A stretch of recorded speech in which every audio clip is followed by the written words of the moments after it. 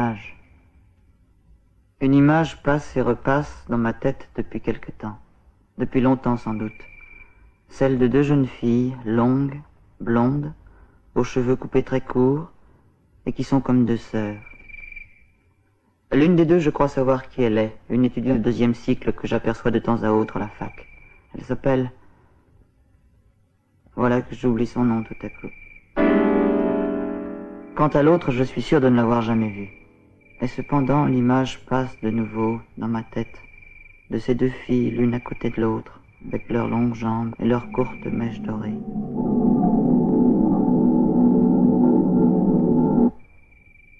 Ce qui m'a toujours paru étonnant, quand on me raconte une histoire, à la télévision par exemple, dans ce qu'ils appellent une dramatique, c'est que les choses s'y enchaînent du début jusqu'à la fin de façon logique, bien sage, bien continue.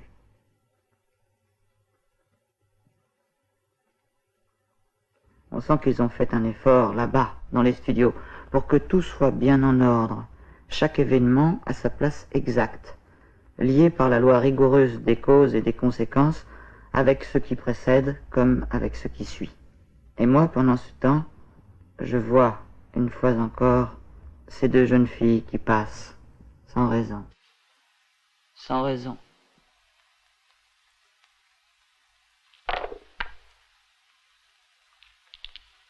Mais il faut que j'essaie de vous expliquer. Ces histoires qu'on vous raconte à la télévision et qui s'enchaînent ainsi de façon bien logique, bien continue, bien rassurante, elles sont faites seulement pour vous endormir. Quand il se passe de vraies choses autour de vous, vous l'avez remarqué, c'est tout à fait différent. Une pièce policière à la télévision, elle se termine toujours par la remise à sa juste place de chacun des éléments de l'enquête. Et il n'en manque jamais un seul, et il n'y en a jamais un de trop, si petit soit-il. Tout s'explique à la fin. Tout devient clair.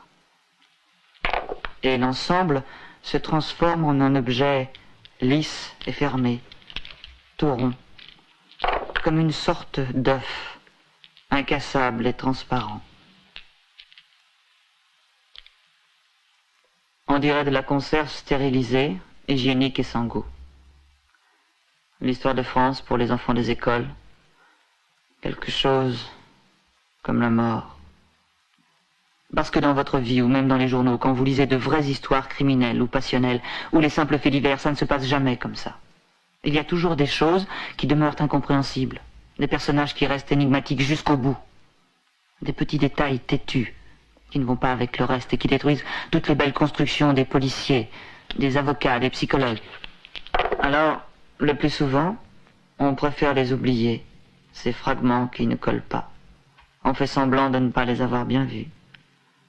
On regarde ailleurs, pudiquement, parce que sans cela, il n'y aurait plus d'histoire possible, plus de vérité, plus de justice. Et d'ailleurs, les accusés font peut-être exprès de brouiller les pistes pour échapper au jugement. Et pourtant, moi, je ne fais pas exprès. Mais ce qui m'attire irrésistiblement quand je regarde les choses ou les gens autour de moi, ce dont je ne peux pas détourner les yeux, c'est justement ce que je n'arrive pas à comprendre. Les mots détachés de leur contexte, les gestes en suspens, les images saisies à l'improviste, les images dont le rapprochement semble dû au hasard, tout ce qui résiste à mes explications, à cette histoire par exemple que je commence à raconter, que je vais essayer de raconter, de vous raconter. Le type dans la barque, on le reconnaît mal mais c'est moi. Je porte une barbe à ce moment-là et un grand chapeau pour dissimuler le plus possible mon visage. Ou peut-être aussi à cause du soleil d'été.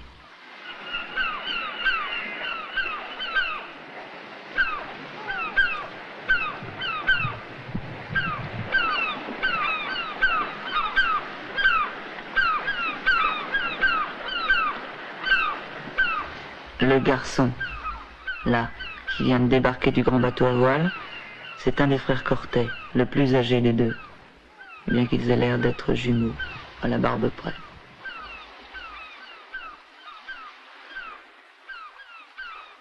Moi, là-bas, je regarde, je surveille les allées et venues, je ne perds pas un détail. Et maintenant, ici, je parle.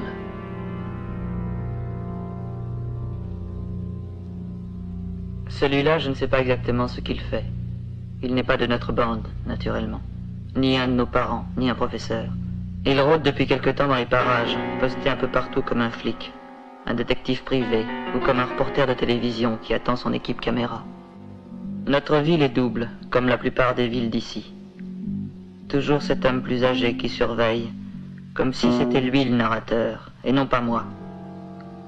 Des constructions à l'occidentale, plus ou moins modernes en bordure de mer, et un vaste quartier plus ancien, qui a entièrement conservé l'architecture arabe traditionnelle. La même contradiction se retrouve dans les costumes et dans les habitudes de vie. Ça, c'est l'autre frère Cortet. On le distingue facilement du premier puisqu'il est un berbe. Mon nom, à moi, c'est Hennequin.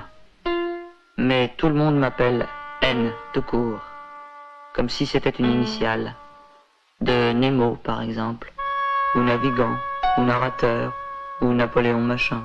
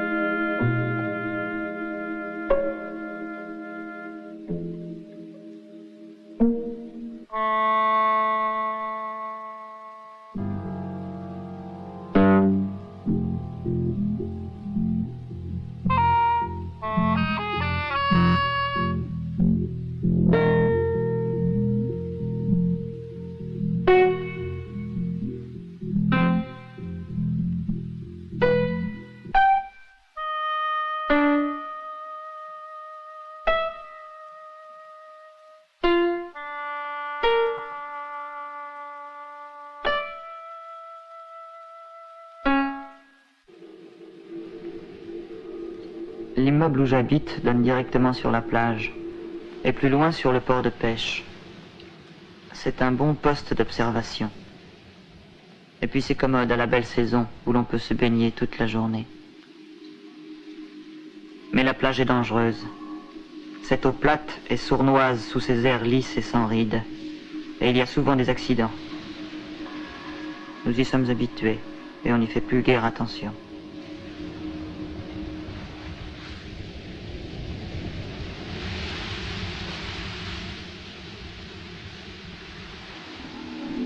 Il est plus prudent malgré tout de ne pas trop s'éloigner du bord et de rester s'amuser dans les eaux basses, à l'abri des failles soudaines où l'on perd pied d'un seul coup, pour être aussitôt entraîné par d'invisibles courants de profondeur.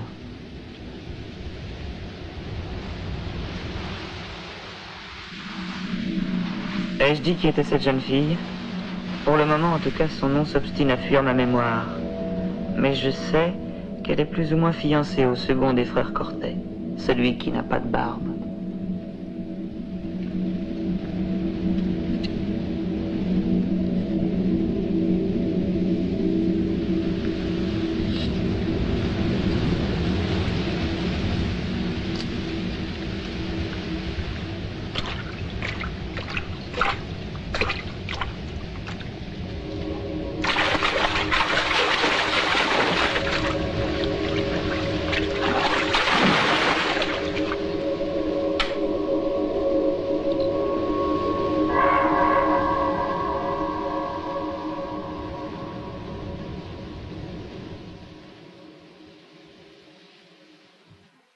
Quelquefois je pense que tout ça n'existe pas, que c'est moi qui invente. Que j'ai vu seulement de ma fenêtre les copains qui se baignaient en jouant comme d'habitude à des jeux plus ou moins stupides, les frères Cortet qui se donnaient des airs d'en savoir davantage, et le grand Boris qui faisait semblant d'être mort. Et puis cet inconnu plus âgé, qui rôde depuis quelque temps dans les parages, surveillant de loin la scène. Ou plutôt sans doute, regardant cette jolie fille blonde, en train de plonger sans fin son corps dans l'eau transparente. Je vais l'appeler Ève, puisque je ne retrouve plus son vrai nom, et qui a l'air d'une publicité télévisée pour un bain de jouvence miraculeux. Et maintenant, il suffirait d'imaginer que cet homme solitaire n'est en réalité ni un policier, ni un reporter, mais qu'il prépare au contraire un mauvais coup, un enlèvement ou une machination plus compliquée. Et que la jeune Ève, qui s'est rhabillée après son bain et traverse à pied la Médina pour rentrer chez elle, va bientôt tomber dans le piège. Où? Quand? Comment? Nous allons voir.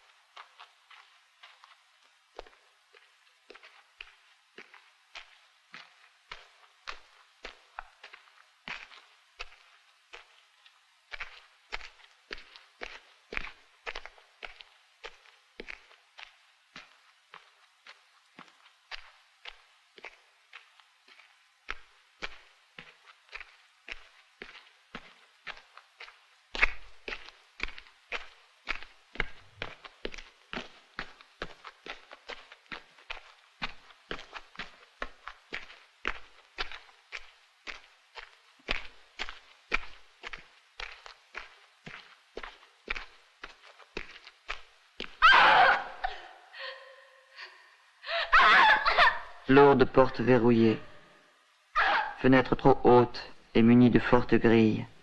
Les images d'un autre monde hantent encore l'imagination à travers ces ruelles, où semblent rôder les soupirs des esclaves blanches, capturées jadis par les beaux corsaires, dont les bateaux chamarrés sont toujours ancrés dans le port.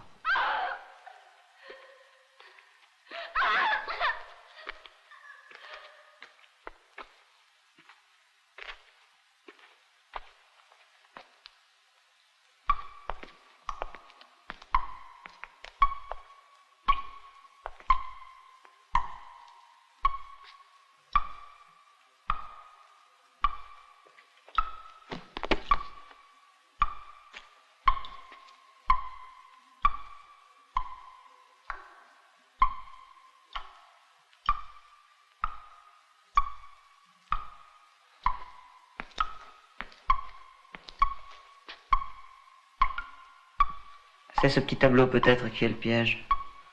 Pourtant il apparaît comme une récompense, un objet tombé du ciel. Et Cortet, qu'est-ce qu'il faisait là, allongé par terre? Il a dit qu'il m'attendait. Ça doit être une de ses toiles, un de ces trucs qu'il peint d'après des cartes postales. À mon avis, le corps couché juste à côté faisait aussi partie du tableau. Mais j'ai pris seulement la toile peinte. Et lui n'a pas fait un geste pour te retenir? Non. Il est resté allongé par terre, à me regarder. Il doit être jaloux de son frère. Il lui ressemble trop. Peut-être. Il me fait peur. Tu as remarqué, ils ont exactement la même voix. Oui. Non, presque.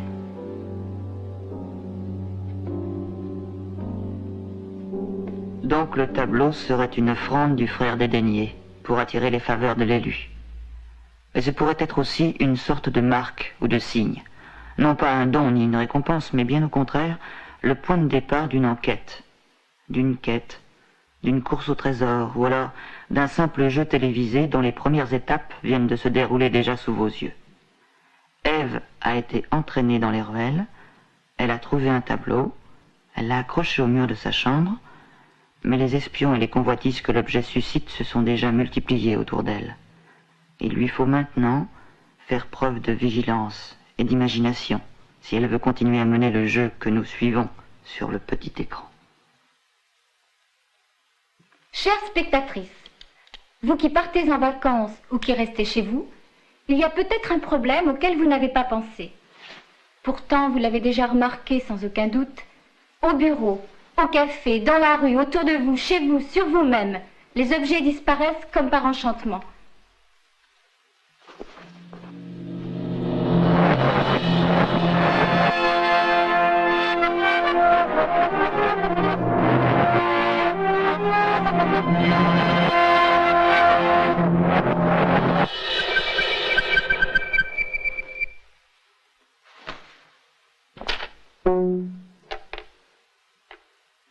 Je regarde, donc je dérobe.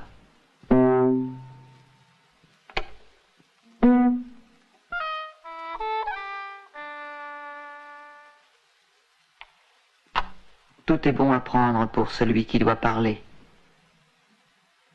Prendre et ne pas être pris. Si quelqu'un me voit, je me fais prendre.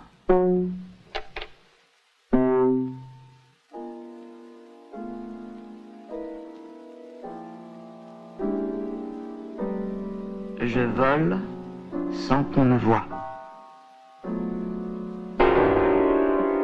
Contre ce voleur, un petit objet miracle assure votre tranquillité.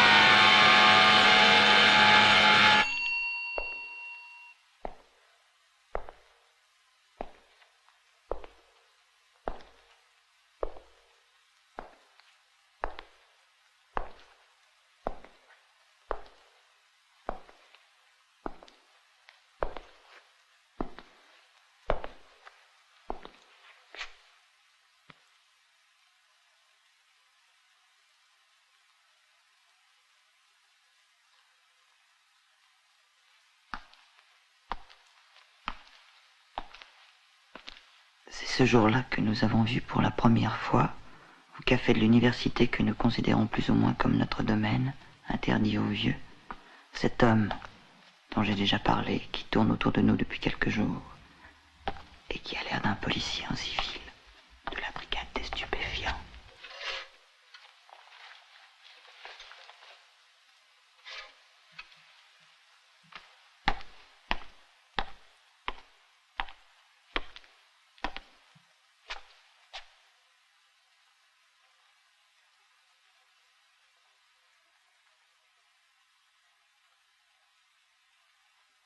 Va regarder si on m'a suivi.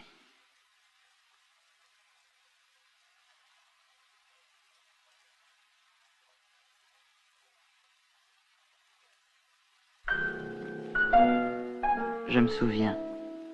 C'est le jour même où nous avons joué à une variante de Colin Maillard.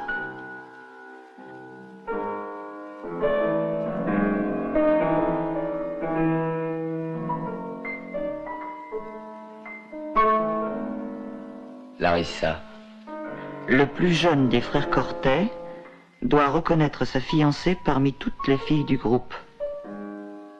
Sonia. Qui s'avancent en silence, l'une après l'autre, et s'en vont ensuite sur la pointe des pieds, l'effleurant seulement au passage du bout des lèvres, sans rien dire. Marina.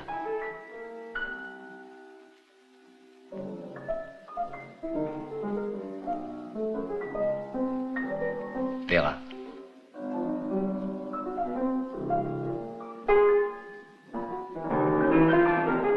J'ai compris que c'était là une première épreuve imposée. Sonia.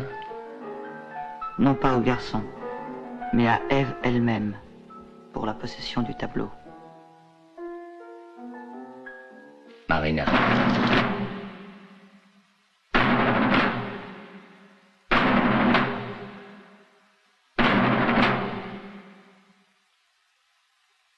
Si vous voulez, je vais vous apprendre un petit jeu d'imagination et aussi de hasard, comme le vôtre, mais qui se joue avec des cartes et un revolver chargé à blanc. Cela s'appelle le jeu du rachat. On commence par tirer l'enjeu à la courte paille.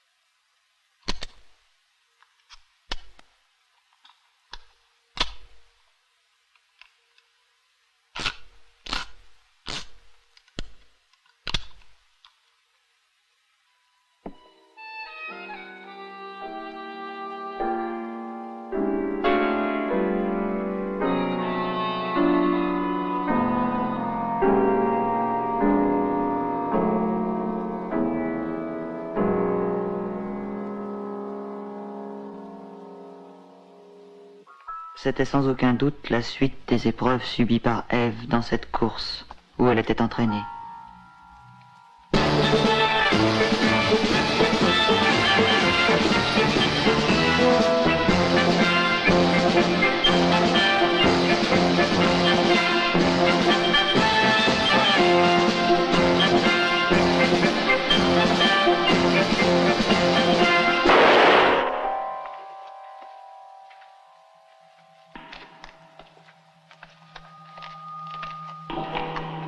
Coup de feu. Peur. Coup de feu.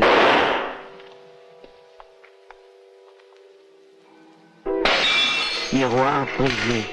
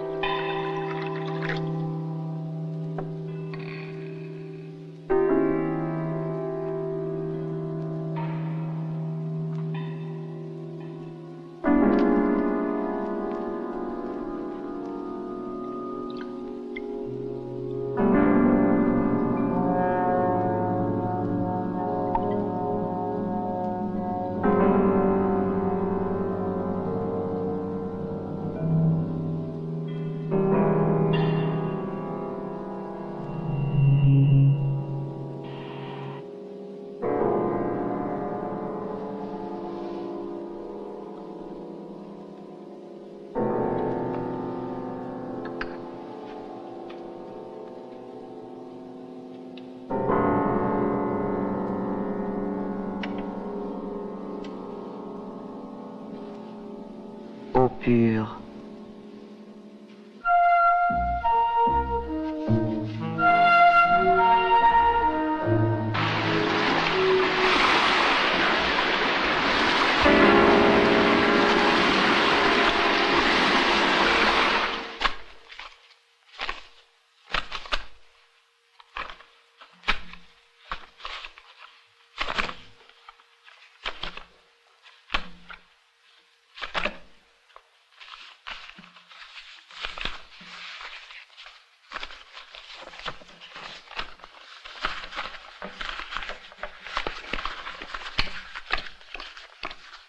Chemin dans le labyrinthe.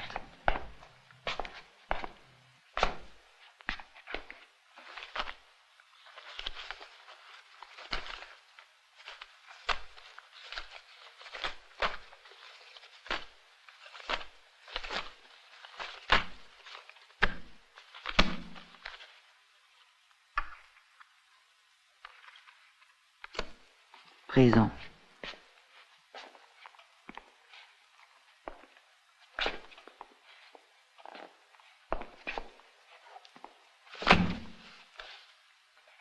Victime.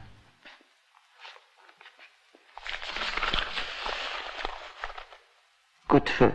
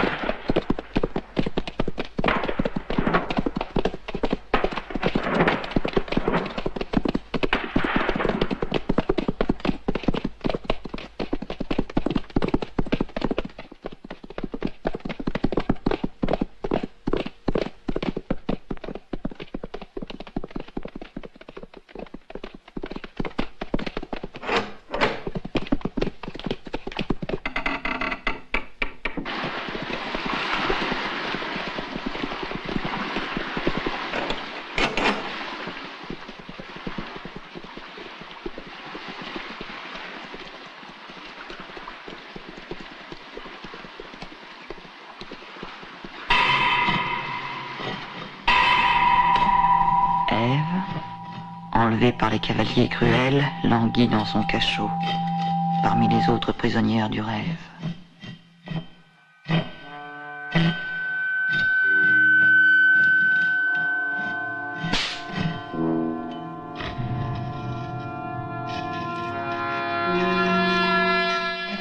L'homme qui tournait autour de notre groupe et faisait semblant de se mêler à nos jeux vient ainsi maintenant de révéler son vrai visage. Les épreuves de la jeune fille se poursuivent donc loin de nous.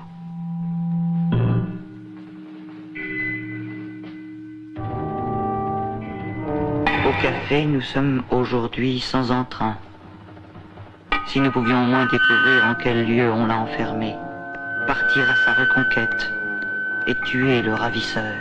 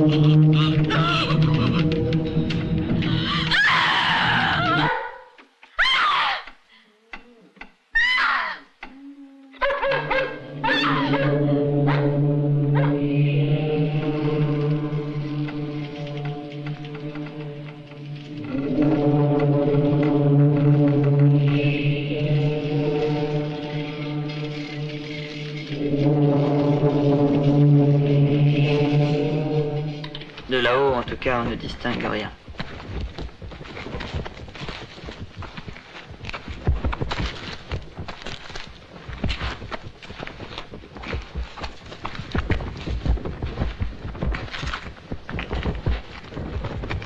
Non.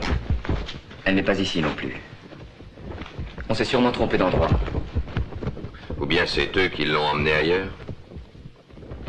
Il vaudrait mieux renoncer. Tu ne crois pas? Non. Il faut continuer. Je suis sûr qu'on finira par la découvrir. Tu veux qu'on parie? On dirait que tu sais où elle se cache. Ou on la séquestre plutôt. Tous, vous le savez. Oh, je comprends. Cherche-la tout seul si tu as tant de flair. Pourquoi pas? Mais ne te trouve pas sur mon chemin.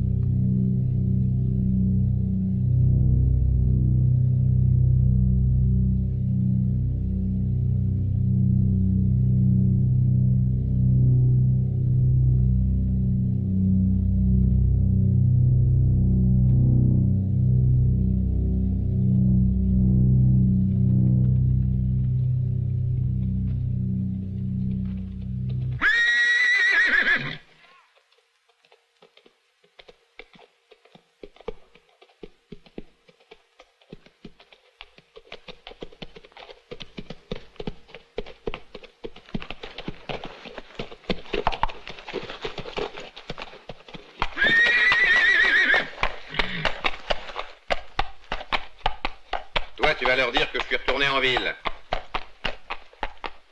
Tu as compris, crétine? Tu vas où en réalité? Où je veux. Et prends garde à toi si tu me suis.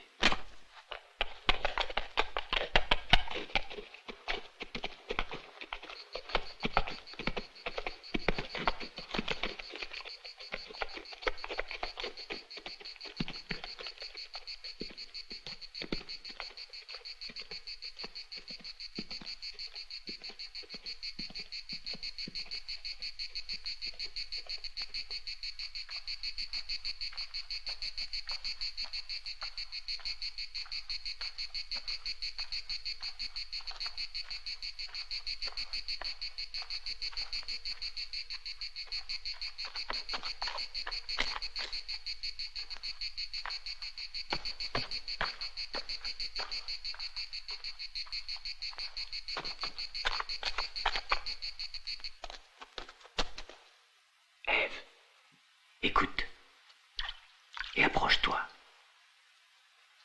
Je t'ai apporté une poudre magique qui donne aux victimes une force surhumaine. Mets-la dans ton eau.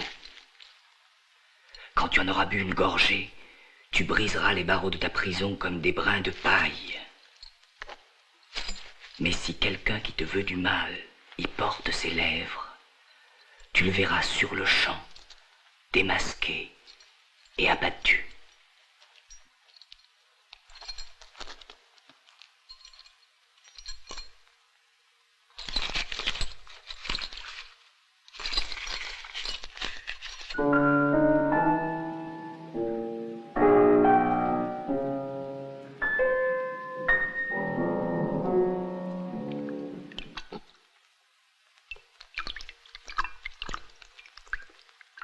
La poudre miraculeuse commence aussitôt son effet.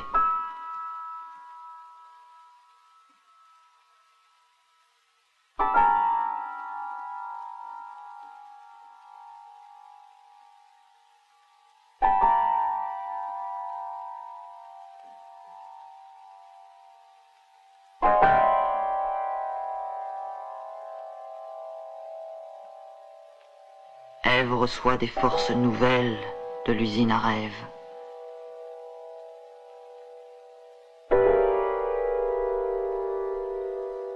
Mais il faut faire vite, car pendant ce temps, les autres concurrents vont poursuivre leur route, reprendre le tableau, arriver les premiers à l'étape suivante. Vite, plus vite!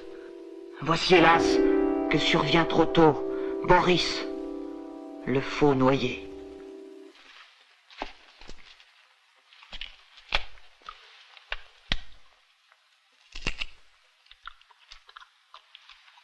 Tu te demandes qui est là.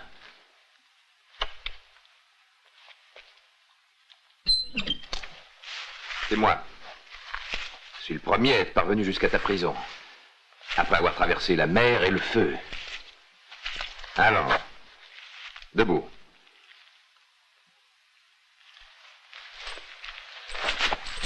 Je savais bien que tu viendrais me délivrer. Toi que j'aime. Oui, au fond de mon cœur depuis longtemps.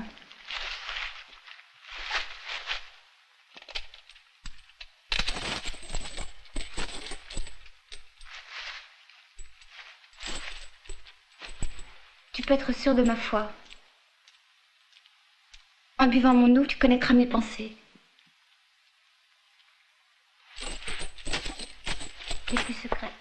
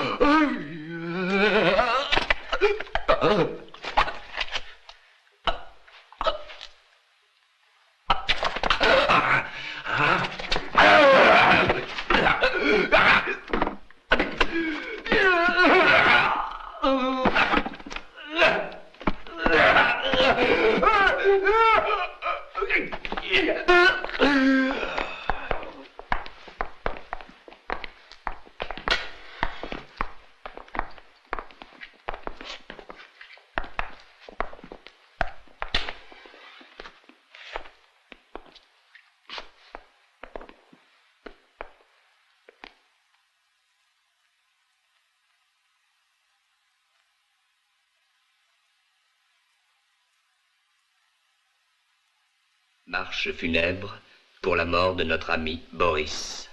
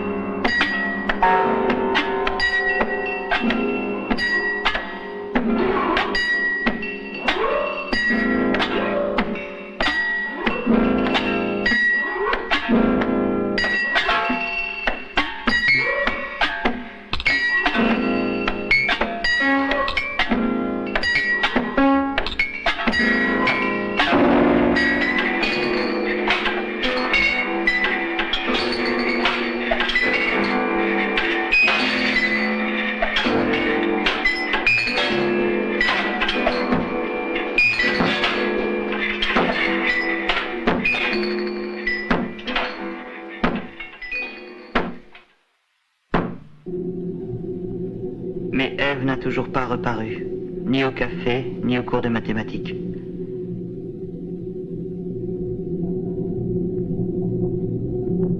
Et si les amis sont tristes, ce n'est pas à cause de la mort feinte du faux noyé, mais parce que cette absence se prolonge.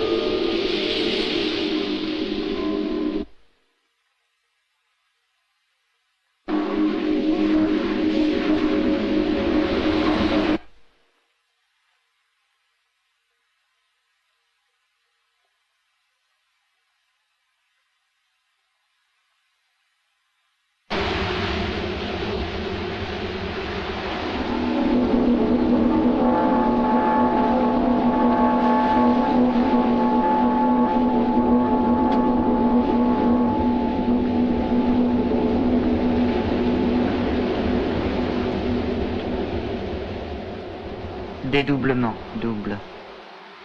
Sœur compatissante. Reflet dans l'eau.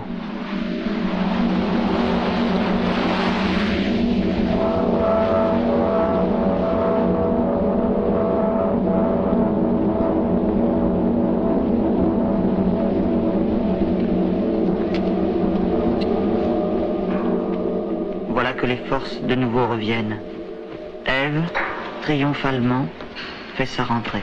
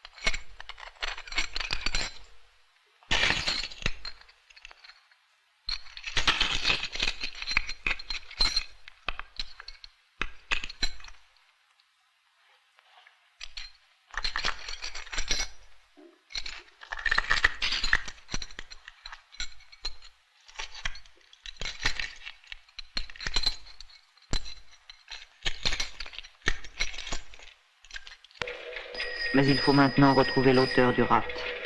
Je me lance moi-même à sa poursuite.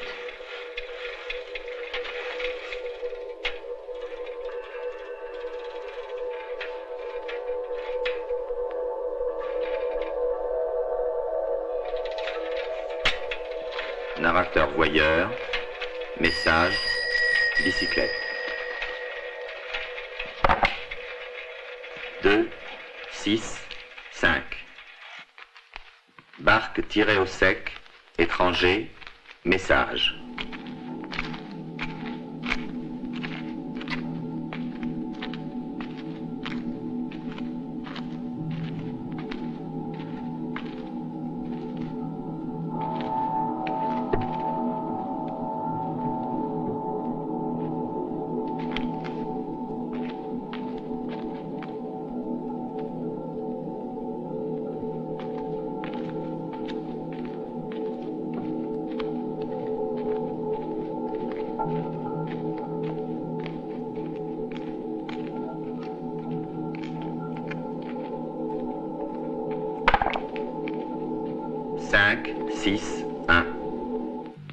Message, étranger, arête de pierre.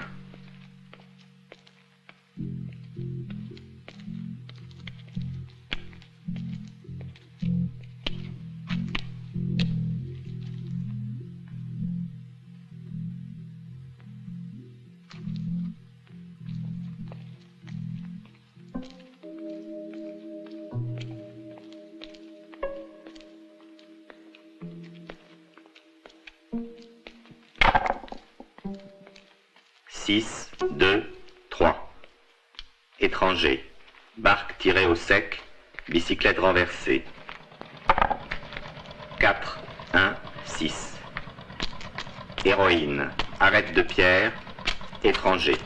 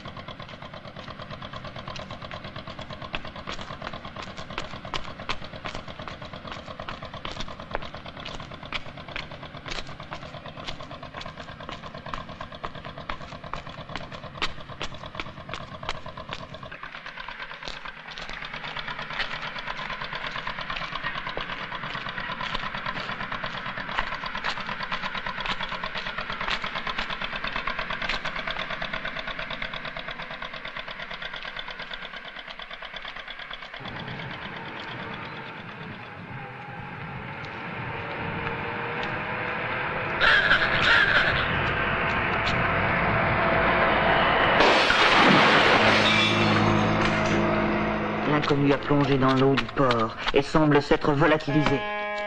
Ou bien a-t-il sauté au passage dans la camionnette ?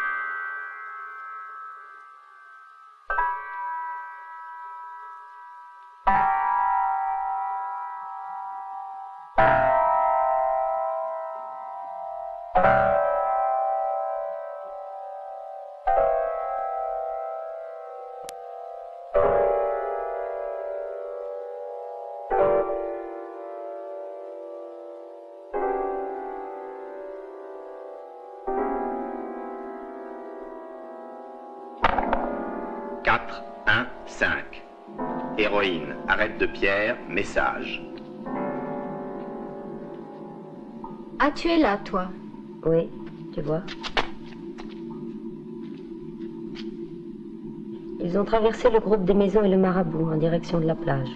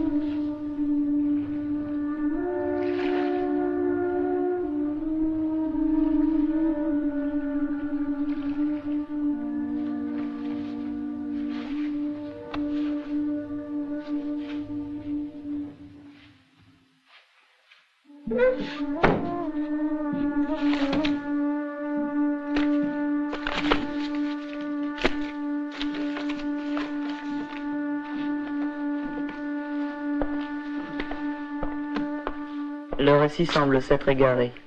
Ève aussi, peut-être. On dirait qu'elle renonce, pour l'instant du moins, à poursuivre la course.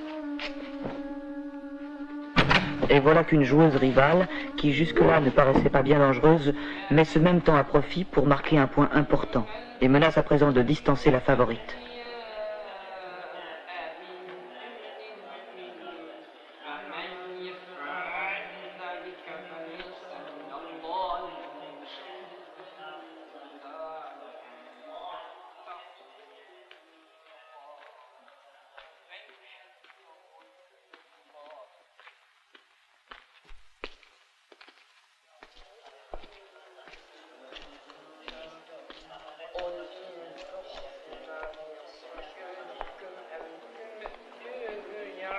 Ève va-t-elle réussir à retrouver la place de tête contre cette concurrente de dernière heure?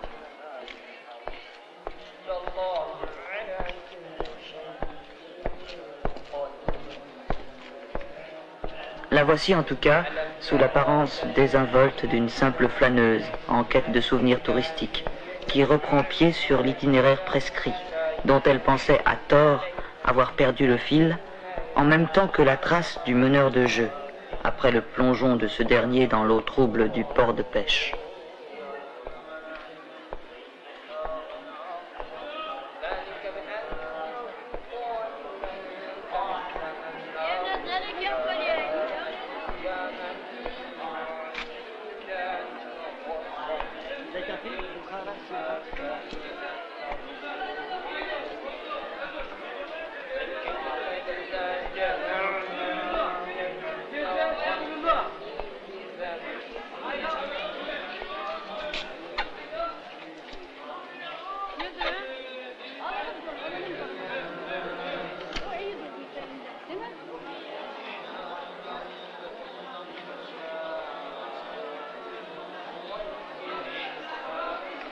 Oui, c'est bien celle-là.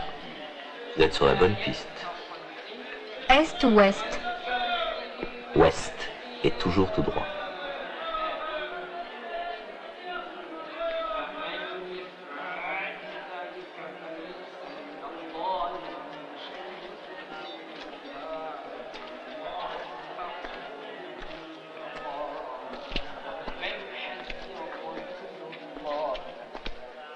Alors, que fait-elle?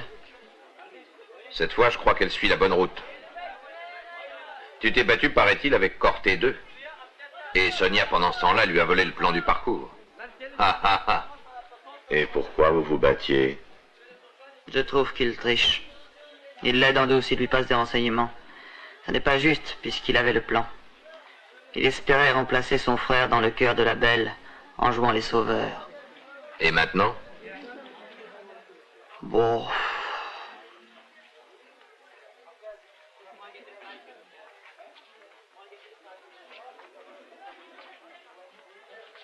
Ah ah ah ah. Mais Ève est si fatiguée par les épreuves successives du parcours qu'elle faiblit de nouveau, désemparée, comme une chose à l'abandon. Elle est désorientée surtout par cette impression d'une logique qui lui échappe, d'un déroulement inexorable dont l'ordre aurait été fixé par quelqu'un d'autre et qui ressemble à un cauchemar inutile. Elle sent son pouvoir d'intervention de plus en plus l'abandonner. Vous la voyez ici, chez elle, prête à lâcher tout. Heureusement, son camarade Cortet numéro 1, qui est aussi son fiancé, comme il a été dit, vient pour l'exhorter à ne pas perdre courage si près du but.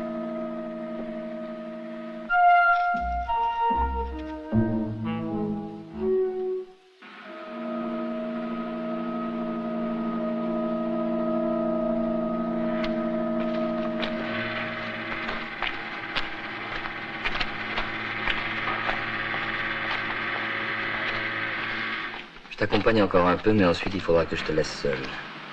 Oui, je sais. Et tu sais aussi où tu vas. Toujours tout droit. Ce n'est pas toujours facile. Tu cherches quoi au juste? Ça n'est pas précisé. Un signe de rappel, sans doute. Un objet identique. Ou le retour de quelqu'un.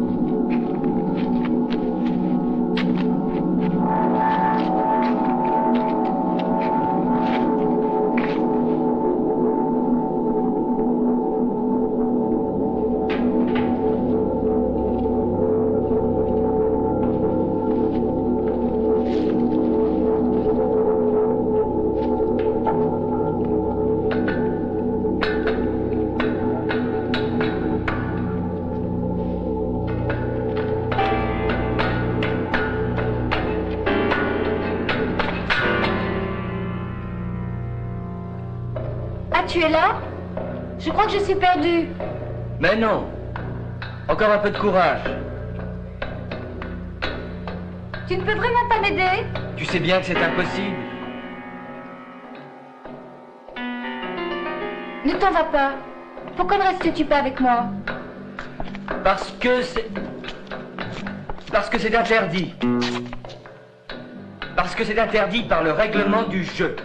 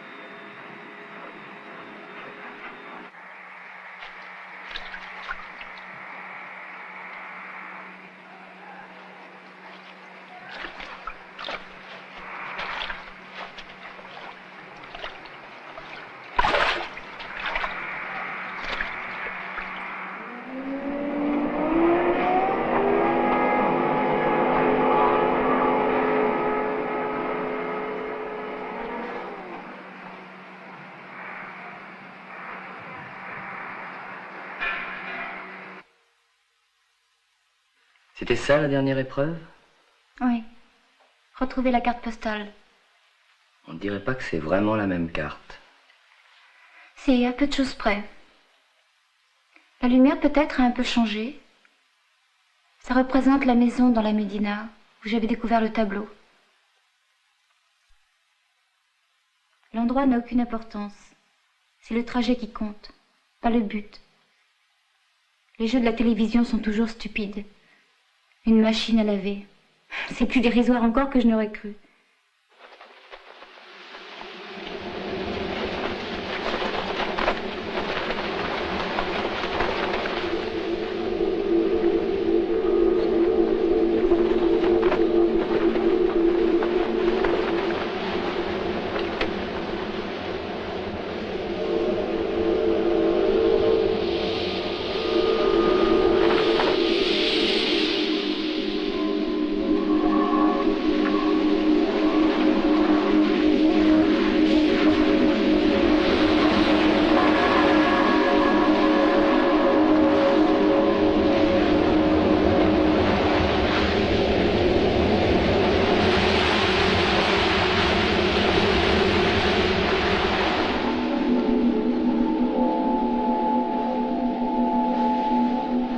Comment dire? Ou plutôt à présent, qu'ai-je dit? Ce visage, qui regardait le petit écran de la télévision, continue à chercher une solution possible à travers le dédale des ruelles et des gestes et des paroles et des visages. Somme depuis V égale 0 jusqu'à l'infini de moins 1 puissance V, factoriel n plus 2v sur factoriel 3v plus 2, t puissance 3v plus 2.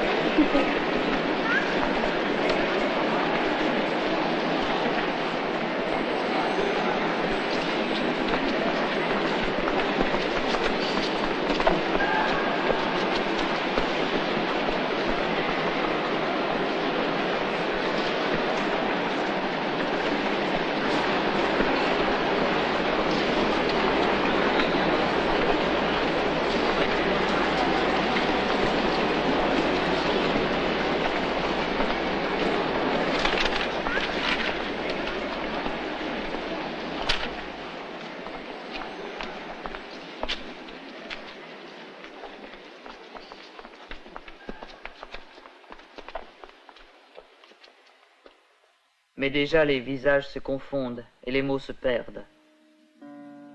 Serait-il donc vrai que l'itinéraire si patiemment, si passionnément combiné ne mène à rien d'autre? Et déjà les chemins de nouveau bifurquent, reviennent en arrière, se brouillent, repassent une fois de plus par le même point. Et les visages, aperçus ici et là, retournent à leur apparence vide, et la cité à son insignifiance, et les paysages à leur platitude. Ce n'était donc qu'un jeu. Mais qui donc était en train de jouer? J'ai reposé les dés sur la table, au milieu de la piste de feutre rouge, devant moi. 3 dés, qui ont chacun 6 faces. Le hasard a ses lois, lui aussi, dit-on.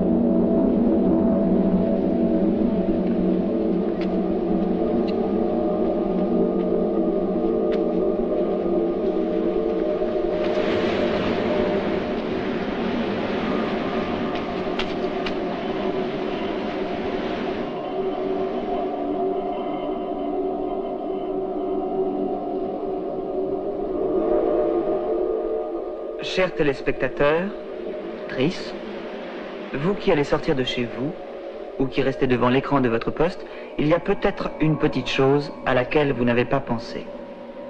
Un jeu, ça ne signifie jamais rien à l'avance. C'est le joueur qui invente la partie. Et le joueur, c'est vous. Les images que votre regard dérobe, ici et là, ce ne sont que des images.